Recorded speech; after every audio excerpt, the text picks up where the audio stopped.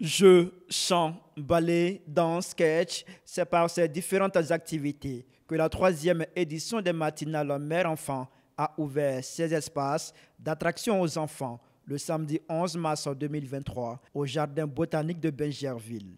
Organisé par Dika Events et Communication Paris Abidjan, en partenariat avec les associations du FEC International et Femmes et Vision, cette édition des matinales Mère-Enfant avait pour but d'instruire les mères sur l'importance du loisir dans le développement de l'enfant. La présidente de l'ONG du FEC International, Dika Bamba, a indiqué que les loisirs sont des puissants outils de communication pour l'éducation de la petite enfance, d'où le thème « Quel est l'impact des loisirs dans la communication mère-enfant ?» L'impact, c'est l'auto-estime de l'enfant.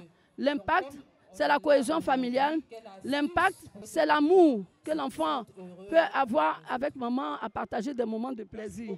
C'est ça, cette journée, les matinales, mère-enfant. Représentant le ministre du Tourisme et des Loisirs à cette activité, la directrice générale des loisirs, Isabelle Hano, a salué l'initiative qui permet de favoriser la communication mère-enfant.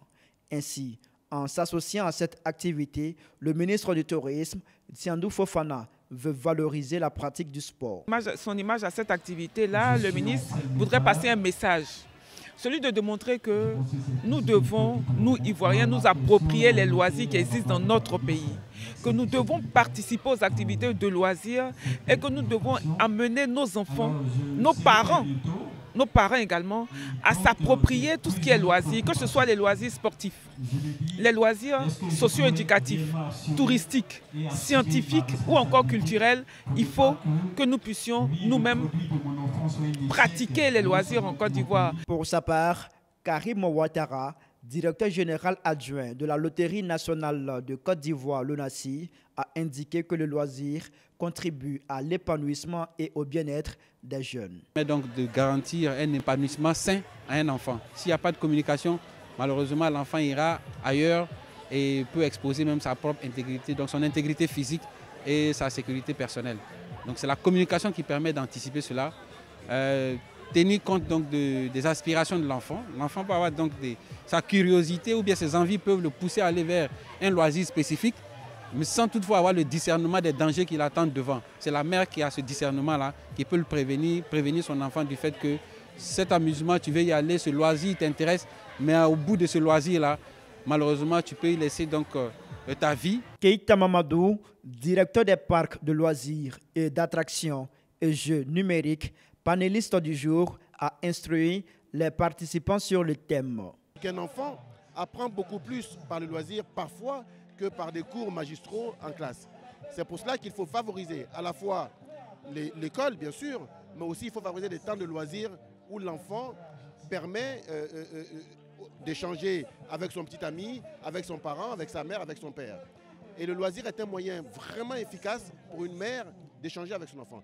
Il ne s'agit pas de lui imposer sa façon de voir les choses. De partir après, à partir du jeu même de l'enfant, et puis le conforter, mimer ce qu'il fait, lui montrer qu'on s'intéresse à lui, qu'on le considère, qu'il est partie intégrante de la famille et qu'il est partie intégrante de nous-mêmes. Et l'enfant va comprendre que la personne avec qui il discute s'intéresse à lui, va se confier au fil du temps. Il y a 3 phases. Notons que cette activité s'est déroulée en présence des pensionnaires de l'orphelinat garçon de Bingerville. Au terme de cette cérémonie, des participants ont exprimé leur joie d'y avoir participé. On n'a vraiment pas le temps pour nos enfants. Quand les autres se reposent, nous on travaille. Donc on a peu de temps. Donc ce genre d'activité doit se répéter au moins chaque fois, au moins une fois le mois, pour nous permettre de pouvoir faire un programme et être avec nos enfants. C'est tout à fait normal que nous soyons là. Et tout ce qui touche les enfants touche tout le monde. Et comme Mme Dika fait bien d'organiser cet événement-là pour les enfants, il était important que nous aussi on soit là pour lui porter soutien. Vous voyez que ces activités sont hors de tout ce qui est activité pédagogique. Et là, nous sommes en train de participer à cette très belle cérémonie. Ça leur permet d'avoir tout ce qui est ludique. Ils ont des jeux ici, ils ont l'espace, ils fraternisent avec leurs autres camarades d'horizons divers et ça contribue à leur plein épanouissement.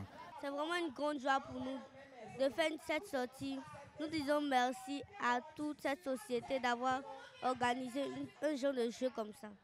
Il faut rappeler que cette activité s'inscrivait dans le prolongement de la célébration de la Journée internationale des droits de la femme.